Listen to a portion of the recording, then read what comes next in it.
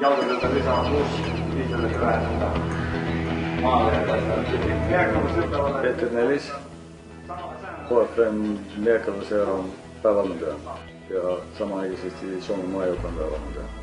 Klaus Härön uuden elokuvan miekkailija kerrotaan mun isän elämäntarina.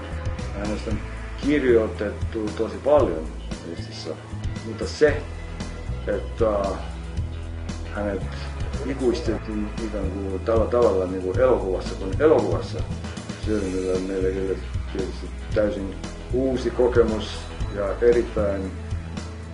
erittäin valoisa kokemus. Miekkailtu on aina kyllä keppeillä ja miekoilla ja muillakin välineillä.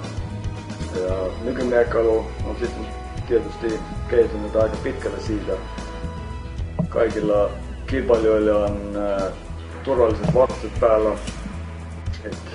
Niin, että aikaisemmin kun kaksintaistelusta oli kysymys toisen tappamisesta tai vähintään vahinkoittamisesta, nykyään ei ole enää kysymys siitä, että taistelu on symbolista.